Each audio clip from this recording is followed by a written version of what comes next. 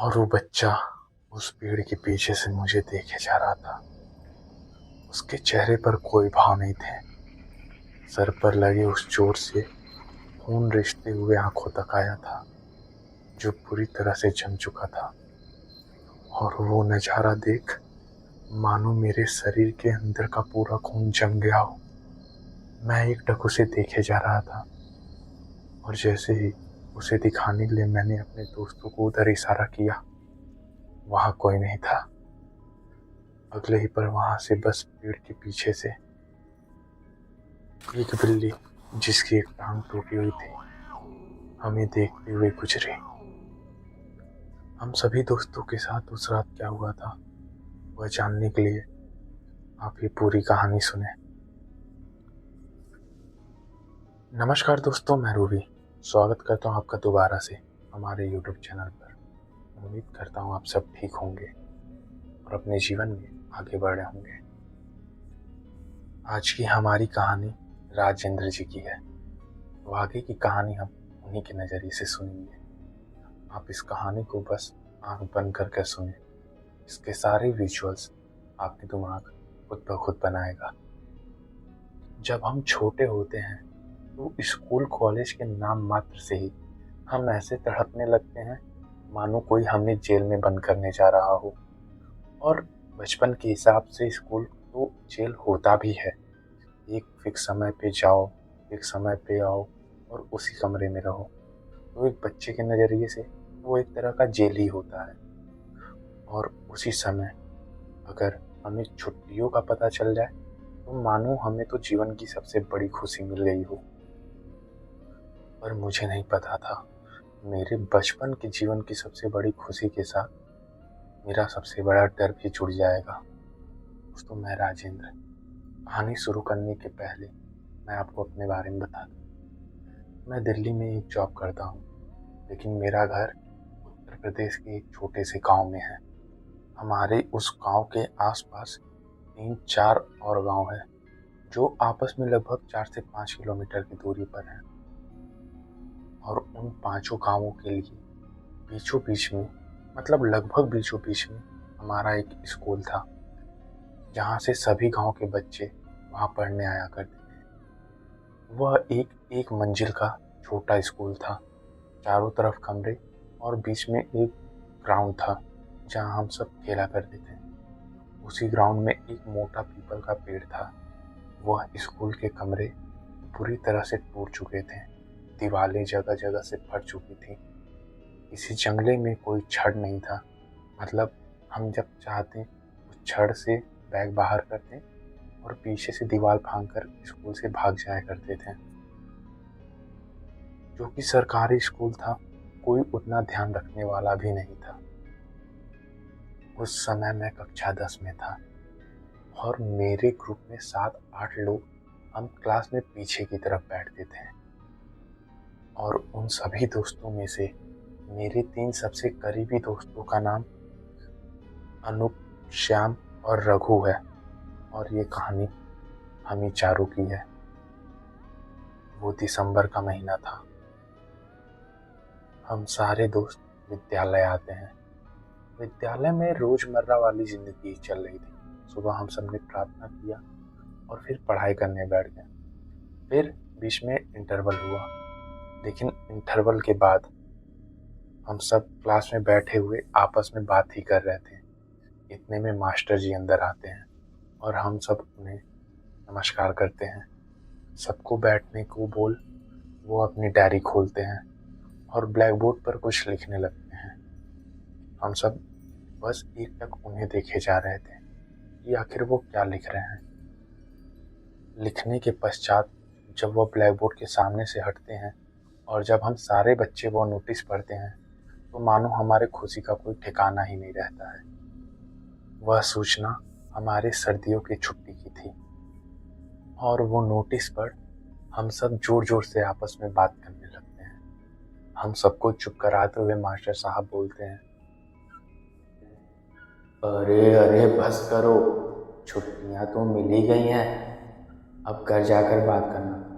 अभी चुपचाप बस ये नोटिस नोट करो और थोड़ी देर में छुट्टी की घंटी बजेगी। सब अपने अपने घर चले जाना। और हाँ, छुट्टियाँ मिली हैं तो बस घूमना नहीं, परीक्षा की तैयारी भी करना। ये बोल वो वहाँ से अपनी डायरी उठाते हैं और क्लास से बाहर चले जाते हैं। उनके जाते ही मानो पूरा क्लास मछली बाजार हो गया। हम सब आपस में जोर जोर से हंस खेल कर बातें करने लगे। सभी ने अपनी अपनी कॉपी में वह सूचना नोट करी और थोड़ी देर में छुट्टी की घंटी बज गई। सब स्कूल के बाहर इकट्ठा होकर आपस में बात कर रहे थे। तभी मैंने बोला, चलो, जिस चीज का हमें इंतजार था वो आखिर हो ही गया। अब तो मजे ही मजे हैं। सभी ने मेरी बात में हामी भरी। और तभी श्याम बोला, तो अब सब छुट्टी के बाद मिलेंगे। ये बात सुनकर हम सब थोड़ी देर के लिए शांत हो गए। तब हमने ध्यान दिया कि अरे, अब तो हम सब मिल भी नहीं सकते हैं। अब हम सब सीधे छुट्टी के बाद पेपरों में मिलेंगे।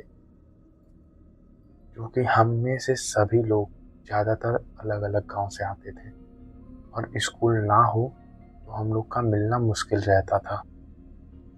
रघु ने जवाब देते हुए बोला, तो एक काम करते हैं ना, आज आखिरी दिन मिलकर मस्ती कर लेते हैं। इसके बाद तो पेपर की तैयारी करनी है। सब उसकी बात से सहमत थे।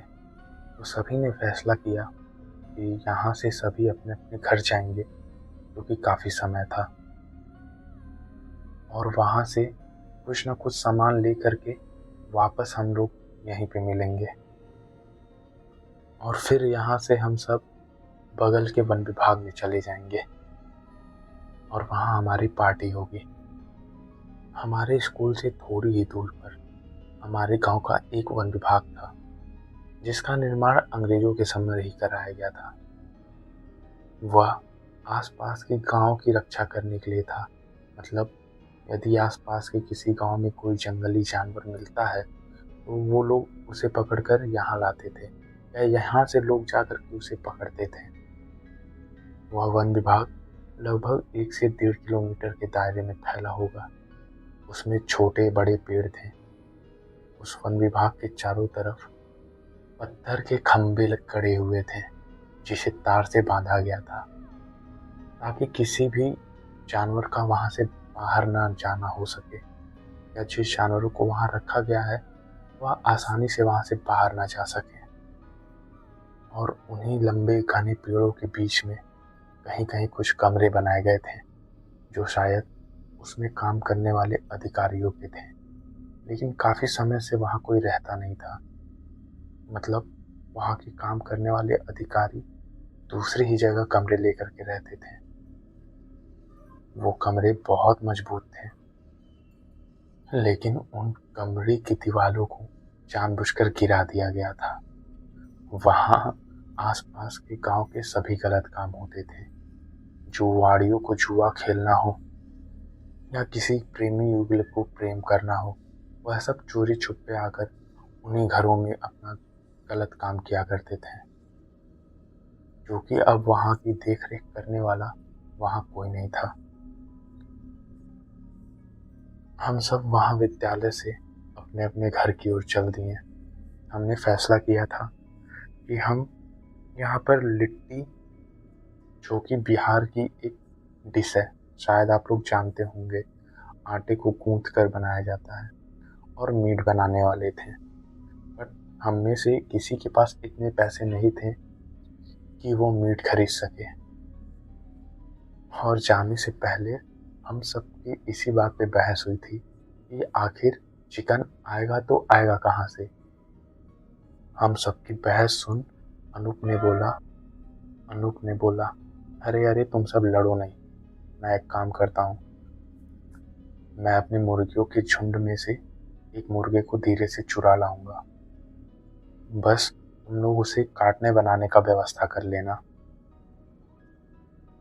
थोड़ी ही देर में मैं, श्याम, रघु, अनूप और सूरज वहां पहुंच चुके थे। यहाँ से जाते टाइम तो हम करीब 7-8 लोग थे, लेकिन वापस सिर्फ 5 आए थे। मतलब बाकियों को उनके घर वालों ने रोक लिया था। लेकिन अच्छी बात ये थी कि हम सब ने उतना सामान लेते आया था कि किसी और की ज़रूरत ना पड़े। किसी ने बर्तन लेते आया था, किसी ने आटा, और अनूप ने तो पूरा का पूरा मुर्गा ही लेते आया था। उसके बाद हम सब वन विभाग के अंदर चल दिए। दोपहर के 2:30-3 बज चुके होंगे और हम सब एक अच्छी जगह की तलाश में इधर उधर भटकने लगे, जहां हम सब आराम से अपनी ये पार्टी मना सकें। कुछ 300-400 मीटर अंदर जाकर हमें ऐसा ही एक कमरा दिखा जो वहाँ पे कई सारे बने हुए थे। उस कमरे के पास एक हैंडपंप भी था, तो हमने वहीं पर पार्टी करने का फैसला किया, क्योंकि पानी के लिए हमें ज़्यादा इधर उधर भागना भी नहीं पड़ता। पास से एक पेड़ की डाल उठाकर हमने उस जगह की साफ सफाई की और अपना सारा सामान वहीं फैला दिया। 2 लोग अंदर जंगल से लकड़ी का व्यवस्था करने चले गए, तो मैं और अनूप वहाँ पर चूल्हे बनाने लगे। श्याम और सूरज अंदर जंगल में लकड़ियाँ ढूंढने चले गए थे और रघु उस मुर्गे को काटने की तैयारी में लग गया। लकड़ियाँ ढूंढने में और चूल्हे बनाने में हमें काफ़ी समय लग गया था। ठंड के मौसम होने की वजह से अंधेरा जल्दी हो जा रहा था और वहाँ काफ़ी घने पेड़ भी थे, जिस वजह से वहाँ तो अंधेरा और भी जल्दी होने की संभावना थी। ये सब करने में ही हमें 4 बज गए। वो दोनों भी लकड़ियाँ ढूंढ कर लेते आए थे और मैंने अनूप ने भी लगभग चूल्हे को बना दिया था। उसके बाद हम सब इकट्ठा हुए और मुर्गे को काटने के लिए तैयारी करने लगे। मुर्गे को रघु काटने वाला था। हमने पहले कभी नहीं ये किया था, इस वजह से हम काफ़ी उत्साहित भी थे। हम उस मुर्गे को चारों तरफ से घेर कर उसे चिढ़ाते। कोई उसे कभी दौड़ाता तो कोई उसे कभी, और यही हम लोग से गलती हो गई। वह मुर्गा हमारे चंगुल से निकल भागा। हम सब उसके पीछे दौड़े। वह वहीं कहीं झाड़ियों में भाग गया था और हम सब एक दूसरे को दोष देते हुए उसे ढूंढ रहे थे। मुर्गे को ढूंढते ढूंढते हम सब एक दूसरे से काफ़ी दूर हो चुके थे। थोड़ी देर बाद मुझे मुर्गे की आवाज़ आने लगी और मैं उस आवाज़ की तरफ बढ़ने लगा। दबे पाँव से मैं धीरे धीरे उस आवाज़ की तरफ आगे जाया जा रहा था और एक पेड़ के पीछे से मैंने छुप कर देखा तो वह मुर्गा बस एक जगह खड़ा था। मैं दबे पाँव उन झाड़ियों के बीच में से उसके पास धीरे धीरे जाने लगा, लेकिन वह मुर्गा कोई गतिविधि नहीं कर रहा था। वह बस वहीं पर खड़े खड़े किसी चीज़ को एकटक देख रहा था। मुझे भी डर लग रहा था कि कहीं मेरी आहट पाकर या फिर से भाग न जाए, इसलिए मैं ज़्यादातर ध्यान अपनी चाल ढाल पर रख रहा था। जब मैं उस मुर्गे के काफ़ी करीब पहुंच गया और तब भी उसने कोई गतिविधि नहीं करी, मुझे थोड़ा सा अजीब लगा। मैंने जब उस मुर्गे को ध्यान से देखा तो देखा वो दूर कहीं देखे जा रहा था और अपने सिर को बस इधर उधर घुमाते हुए उसी बिंदु को घूरे जा रहा था। मैंने जब उस बिंदु की तरफ ध्यान दिया तो वहाँ कोई नहीं था। फिर मैंने ज़्यादा ना सोचते हुए एक झपट्टा मारा और वो मुर्गा सीधे मेरे हाथ में था। उसे पकड़ मानो मैंने कोई जंग जीत लिया हो। मैं चिल्लाते हुए सबको अपनी तरफ बुलाने लगा और वो मुर्गा लेकर अपने पार्टी वाली जगह की तरफ दौड़ने लगा। मेरी आवाज़ सुन बाकी सब भी वहाँ इकट्ठा हो गए। हमने फिर उस मुर्गे के पैर को बांध वहीं रख दिया, लेकिन अब उस मुर्गे के व्यवहार में काफ़ी बदलाव आ चुका था। वैसे तो वह मुर्गा दुनिया भर का इधर उधर झपट रहा था, चिल्ला रहा था, लेकिन जब से वो वहाँ से भगा था और हम उसे दोबारा पकड़ कर लाए थे, वह एकदम शांत हो चुका था। वह बस थोड़ी थोड़ी देर में रुक रुक एक जगह एकटक देखे जा रहा था। उसने चिल्लाना, फड़फड़ाना सब बंद कर दिया था। लेकिन हम सब इतने खुश थे कि हम ये सब चीज पर ध्यान ही नहीं दे पा रहे थे। रघु ने उस मुर्गे के पैर को अपने पैर से दबाया और उसका गला पकड़ कोई ऐसे ही उल फजूल मंत्र बड़बड़ाने लगा, ओम ह्रीम डीम राम भीम। और उस वक्त भी मैंने उस मुर्गे को देखा। वह सिर्फ एक जगह एकटक देख रहा था। उस मुर्गे के चेहरे पर कोई भाव नहीं थे। और तभी रघु ने उसके गले को चाकू से पूरी तरह रौंद दिया और वो पूरा जगह खून खून हो गया। रघु ने उस मुर्गे के सर को वहीं रवाकर झाड़ियों में फेंक दिया और उसे पैर से पकड़ नल के पास लेते आया। अंधेरे ने धीरे धीरे उस जगह को घेर लिया था। मतलब अभी पूरा तरह से अंधेरा नहीं हुआ था, लेकिन सूरज गायब हो चुका था और अंधेरा होना शुरू हो चुका था। शाम के लगभग 4 या 4:30 बज चुके होंगे। रघु ने उस मुर्गे को छील कर साफ किया और उसकी बोटियां काटकर बनाने के लिए तैयार कर दिया। बाकी सभी लोग अपने अपने काम में लग गए। कोई आटा गूंद रहा था तो किसी ने प्याज काट कर रख दिया था। मैं और अनूप वापस से चूल्हे में आग लगाने लगे और हमें बनाते बनाते समय का पता नहीं चला। हमें वह सब बनाने में लगभग 1 घंटे लग गए। अंधेरा हो चुका था। तभी सूरज ने कहा, यार काफी अंधेरा हो चुका है और यहाँ रुकना भी नहीं सही है। पता नहीं कब कौन से जंगली जानवर आ जाएं। एक काम करते हैं, हम सब ये सब लेकर के गांव की तरफ चलते हैं और उधर ही अपनी पार्टी मना लेंगे। इस पर रघु ने कहा, पर जाएंगे किसके गांव की तरफ? हम चारों यहाँ 4 गांव से आते हैं। किसी भी एक तरफ जाएंगे तो दूसरे अपने गांव से और दूर हो जाएंगे।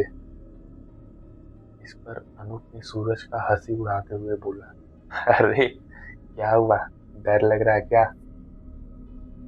सूरज अपने मुंह में जमे थूक को घोरते हुए बोला, नहीं नहीं, मुझे किस बात का डर, मैं तो बस सबकी भलाई के लिए बोल रहा था। उन सभी की बातें सुनते हुए मैं मुर्गे को बना रहा था। उसे एक कपड़े से पकड़ अपने करछुल से चला रहा था और तभी मेरा ध्यान वहां दूर एक पेड़ के पीछे गया। वहां से एक बच्चा पेड़ के पीछे से झुककर मुझे देख रहा था। अंधेरा पूरी तरह न होने की वजह से वह मुझे अभी भी साफ दिख रहा था। उसका सर फटा हुआ था और उसके सर से खून रिसते हुए आंखों पर आया था, जो पूरी तरह जम चुका था। उसके चेहरे पर कोई भाव नहीं था और मैं मानो उसकी आंखों में ही मंत्रमुग्ध हो गया था। मुझे पता ही नहीं चला मैं कितने देर से उसे घूर रहा था। तभी अनूप ने मुझे हिलाते हुए बोला, अबे क्या कर रहा है, ये जल जाएगा। मैं जैसे ही होश में आया मैंने अनूप को उधर देखने का इशारा किया और हम दोनों ने जब उधर देखा तो वहां कोई नहीं था। बस वहां से एक बिल्ली अपने टूटे पैर के साथ हमें घूरते हुए जा रही थी। वो देख उसने बोला, क्या हुआ, तू भी एक बिल्ली से डर गया क्या? अरे यहाँ पर मांस मछली बना रहा है तो उसकी महक से आ गई होगी। मैं उसे कुछ बोलना चाह रहा था, लेकिन उसके पहले ही उसने मुझे चुप करा दिया। मुझे भी लगा शायद कोई छोटा बच्चा होगा, हमें दूर से देखकर खुश हो रहा होगा और उस बात पर मैंने ज्यादा ध्यान नहीं दिया। सब कुछ बनकर तैयार होने के बाद हमने खाना खाया, लेकिन अब पूरे जगह का माहौल मानो बदल चुका था। दूर अंदर जंगलों से अजीब अजीब जानवरों की आवाज आ रही थी। ऊपर पेड़ पर उल्लू बोल रहे थे और झाड़ियों से झिंगुरों की आवाज। चलती हवाओं की सरसर से वहां के पत्ते हिल रहे थे। जो ठंड और डर दोनों की वजह से हमारे रूह को कपकपवा दे रहे थे। अंधेरा काफी हो चुका था, लेकिन मजे की बात ये थी कि हम सबका पार्टी भी खत्म हो चुका था। शाम की नीली स्याही ने पूरे आसमान को पूरी तरह से घेर लिया था। जो भी कुछ सूर्य की किरणें आ रही थी वो भी आनी अब बंद हो चुकी थी। मतलब कुछ देर में रात होने वाली थी। लेकिन अच्छी बात ये थी कि हमारा पार्टी भी खत्म हो चुका था, तो हम सब जल्दी जल्दी वहां पर अपना सामान इकट्ठा करने लगे। सूरज और श्याम का घर वहां से काफी दूर था, तो उन्होंने बोला, यार हमें अपने घर जाने में ज्यादा समय लगेगा, तुम सब ये सब छोटे मोटे काम निपटा लो, हम दोनों निकल रहे हैं, वरना ज्यादा रात हो गई तो घर पे पिटाई भी खानी पड़ेगी। हमने भी उनकी मजबूरी समझी और उन्हें जाने की अनुमति दे दी। अब वहां पर सिर्फ मैं, अनूप और रघु रह गए थे। मैं जल्दी जल्दी उन बर्तनों को नल चलाकर धोए जा रहा था। चूंकि मैं और अनूप एक ही गांव के थे, तो हम दोनों की ज्यादा बनती थी। उन दोनों के जाने के बाद अनूप बोलता है, यार तुम दोनों ये बर्तन साफ करो, मैं पीछे से जरा हल्का होकर आता हूँ। और ये बोल वह घर के पीछे के हिस्से की तरफ चला गया। मैं वहां बैठ बर्तन साफ कर रहा था और रघु नल चला रहा था। बर्तन साफ करते करते मुझे अपनी दाहिनी तरफ कुछ हलचल महसूस हुई और मैंने जैसे ही उस तरफ देखा, मानो मेरे आत्मा ने मेरा शरीर ही छोड़ दिया हो। वहां एक बिल्ली थी। वो बिल्ली बहुत डरावनी थी। उसकी एक आंख फूटी हुई थी, आधे चेहरे के बाल गायब थे, मतलब कहीं बाल थे तो कहीं नहीं थे। उसका एक पैर टूटा हुआ था और शरीर पर जगह जगह कटने फटने के निशान थे। वह देखने में इतनी ज्यादा डरावनी थी, मानो मानो किसी चुड़ैल ने किसी बिल्ली का रूप लिया हो। वो अजीब तरीके से मुझे देखते हुए वहीं बगल में कटे हुए मुर्गे का खून चाट रही थी और वो नजारा देख मेरे मुंह से एक चीख निकल गई। मेरी चीख सुन रघु भी उस तरफ देखा, तो उसने देख एक पल के लिए वो भी डर गया, लेकिन फिर उसने वहीं से एक डंडा उठाकर उस बिल्ली की तरफ जोर से हाँका, हट हट। और वो बिल्ली हमारी तरफ एक बार जोर से चिल्लाई। ऐसा लगा मानो वो अभी हमला कर देगी और वहां से झाड़ियों में भाग गई। रघु ने मुझे उठाते हुए बोला, वो ठीक तो है ना? इस पर मैंने उसे जवाब दिया, हाँ, वो बस इसे अचानक से देखने की वजह से मैं काफी डर गया। और तभी मुझे ध्यान आया। मैंने पूछा, अनूप कहाँ है? अभी तक आया नहीं, अभी तो देर हो रही है। रघु ने भी सवालिया अंदाज में बोला, हाँ यार, अभी तक तो आ जाना चाहिए था, चल देख कर आते हैं। हमने अपने सारे सामान को एक बोरे में भरा और वहीं रख घर के पीछे की तरफ चले गए। पीछे जाकर देखा तो वहां कोई नहीं था। पहले तो मुझे लगा कि अनूप मेरे साथ मजाक कर रहा है, तो मैंने उसे आवाज दी, अनूप भाई कहाँ है? यार पहले ही काफी देर हो चुकी है, अंधेरा होने को आया है। देख, अगर तू मस्ती मजाक कर रहा है तो वापस आ जा, फिर कभी कर लेना, अभी हमें जल्द से जल्द घर पहुंचना होगा।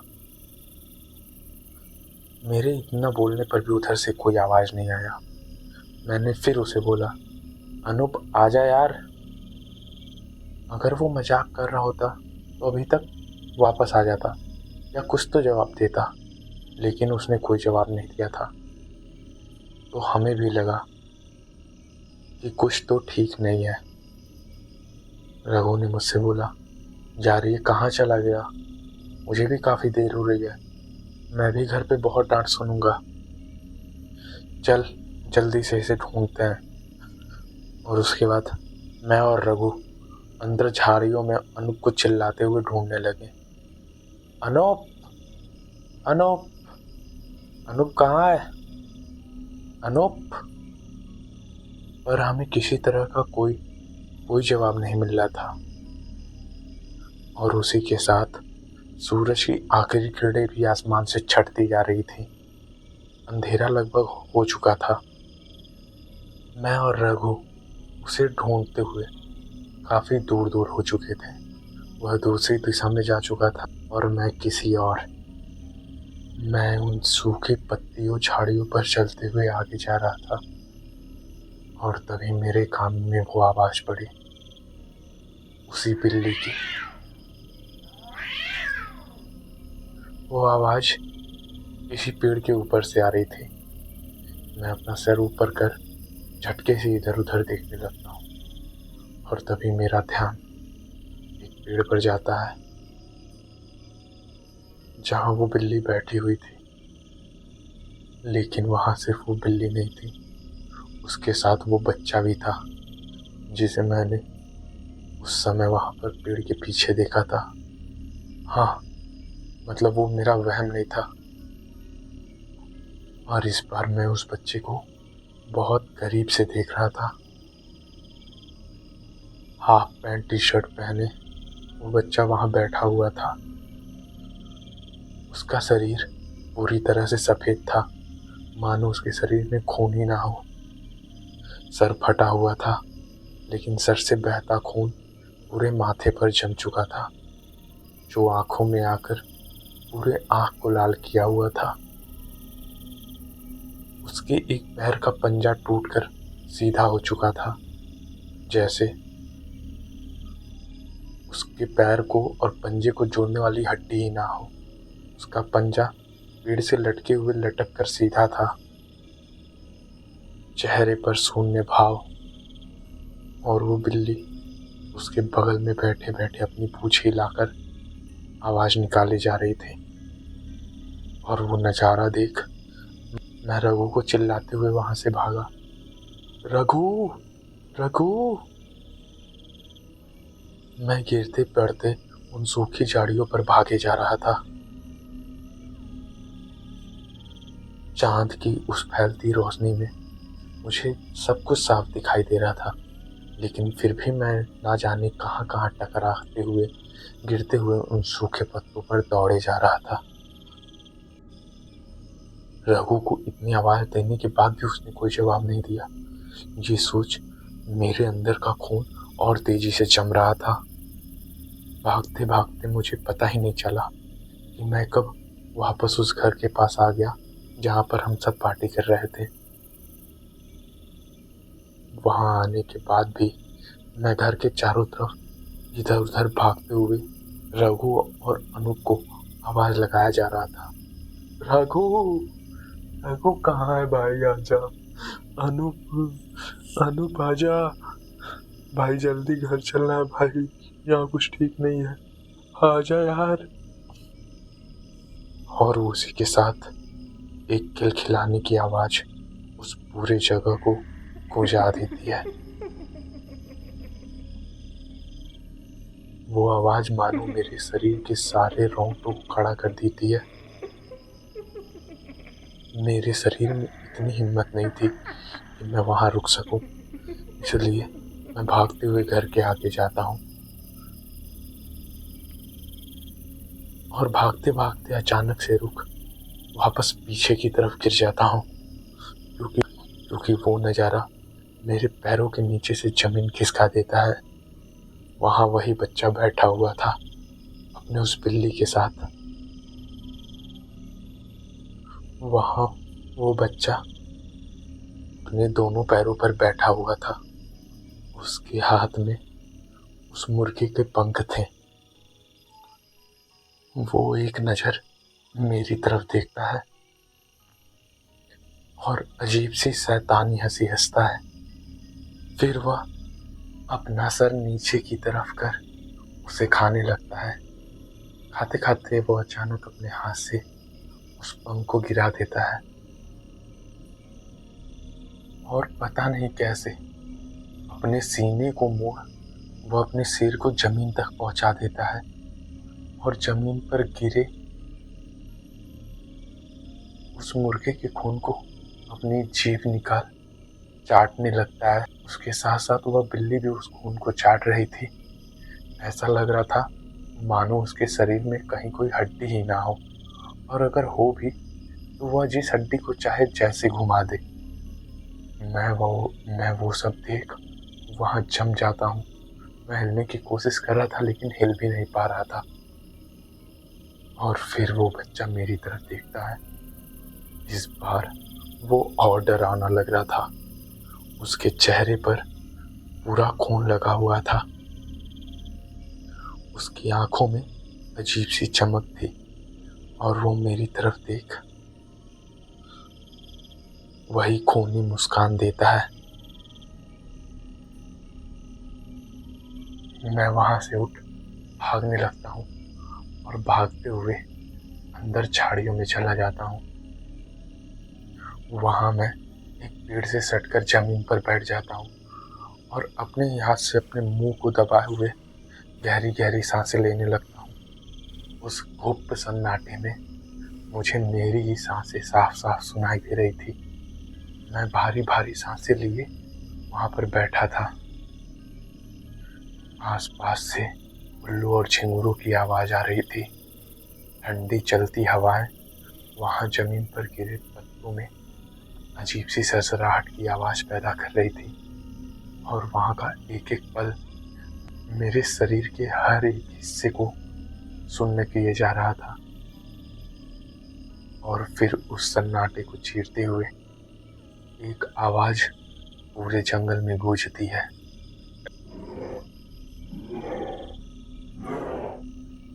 वो आवाज पूरे जंगल से गूंज कर आ रही थी। तो मुझे पता नहीं चल रहा था कि वो कहाँ से आ रही है।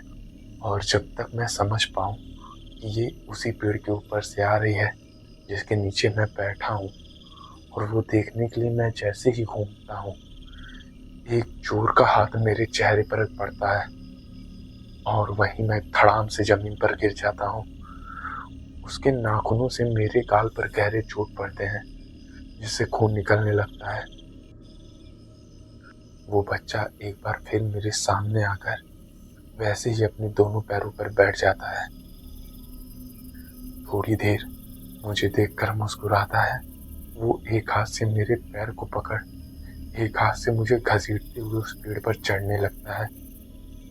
मैं उल्टा लटका रहता हूँ और वो मेरे पैर को पकड़ घींचते हुए पेड़ से घिसरा कर ऊपर ले जा रहा होता है। मुझे कुछ समझ नहीं आ रहा था। मैं बस जोर जोर से चिल्लाया जा रहा था। वह मुझे करीब 10-12 फीट ऊपर लेके चला जा चुका होता है और तभी अचानक मुझे 3-4 लोगों की जोर जोर से चिल्लाने की आवाज आती है। और वो आवाज सुन वो मुझे उतने ऊपर से ही नीचे छोड़ देता है। वो लोग मेरी आवाज सुन मेरी ही तरफ दौड़े आ रहे थे और तभी मेरी आखिरी चीख निकलती है और मैं धड़ाम से जमीन से जा टकराता हूँ। उसके बाद मुझे कुछ याद नहीं है। मेरे होश में आने के बाद मुझे बताया गया मैं 2 दिन बाद होश में आता हूँ। मेरे सर पर, हाथ पर, पैर पर, चेहरे पर हर जगह पट्टियां बंधी हुई थी। और तब मुझे पता चला कि रघु अनूप को ढूंढते हुए गेट की तरफ गया था और जैसे ही उसने मेरी आवाज़ सुनी वह गेट से बाहर भाग गया और उन लोगों को मेरी मदद के लिए लेके आया। रघु की कायरता बोलिए या रघु की समझदारी, लेकिन उसी की वजह से मैं आज जिंदा हूँ। नहीं तो मुझे नहीं पता कि वो बच्चा मेरे साथ क्या करता। बाद में मैं जब थोड़ा और बड़ा हो जाता हूँ तो मुझे पता चलता है कि कई साल पहले मेरे ही गांव में एक जोड़ा रहता था। जब वो औरत अपने बच्चे को जन्म दे रही थी, उसी समय उस औरत की मृत्यु हो जाती है और तभी से उसके घर वाले उस बच्चे को जरा भी मान जान नहीं देते हैं। जब वह थोड़ा और बड़ा होता है और होश संभालता है, तो उसका बाप ही उसे शैतान शैतान बोलकर हर समय मारता पीटता है। परिवार वालों से उसे कोई प्यार नहीं मिलता है। इस वजह से वह बचपन से ही अकेला रहने लगता है। गांव में भी उसके साथ कोई नहीं खेलता था और सभी अपने बच्चों को उसके साथ रहने के लिए मना करते थे, क्योंकि सब उसे बुरी चीज का प्रतीक मानते थे। सबको लगता अगर वो उनके आसपास रहेगा तो उनके साथ कुछ बुरा हो जाएगा। और जब भी वो अकेला होता, वो इसी वन विभाग में अकेले खेलने आ जाया करता था। यहीं पर उसे एक बिल्ली मिलती है, जिससे उसे काफी लगाव हो जाता है। किसी से प्यार न मिलने के कारण वह उस बिल्ली से बहुत ज्यादा जुड़ जाता है। वो बिल्ली भी उसे बहुत मानती थी। उस बिल्ली के साथ हमेशा रहने की वजह से वह धीरे धीरे उस बिल्ली की ही जीवन जीने लगता है। गांव वालों ने बताया कि उन्होंने कई बार उस बिल्ली और उस बच्चे को जंगली जानवर को मारकर खाते हुए देखा था। और ये सब पता चलने के बाद उसके घर वाले उसे पूरी तरह से घर से निकाल देते हैं और वो उस बिल्ली के साथ उसी वन विभाग के घरों में रहने लगता है। पर अचानक एक दिन गांव वालों को उस बच्चे और बिल्ली की लाश मिलती है। अनुमान लगाया जाता है कि वह बिल्ली पेड़ पर चढ़ी होगी और खेलते हुए वो बच्चा भी ऊपर चढ़ता है, पर किसी दुर्घटना के कारण वह बच्चा ऊपर से नीचे गिरकर मर जाता है और उसके मरने के बाद वो बिल्ली भी मर जाती है। किसी को नहीं पता कि वो बिल्ली कैसे मरती है। शायद एक साथ रहते रहते उन दोनों के बीच में कुछ तो ऐसा लगाव हो गया था। वैसे तो बिल्लियाँ जल्दी किसी की सगी नहीं होती, लेकिन मुझे नहीं पता कि वहाँ क्या, कैसे और कब हुआ। मैं सिर्फ इतना जानता हूँ कि मैं आज जिंदा हूँ और कैसे जिंदा हूँ ये भी सिर्फ मैं ही जानता हूँ। तो दोस्तों, उम्मीद करता हूँ आपको कहानी पसंद आई होगी। अगर पसंद आई हो तो हमें कमेंट करके ज़रूर बताएं। और अगर आपके पास अपनी कोई कहानी हो तो उसे भी कमेंट कर सकते हैं। हम उस पर कहानी ज़रूर बनाएंगे। मिलता हूँ आपसे अगली कहानी में। तब तक के लिए नमस्कार।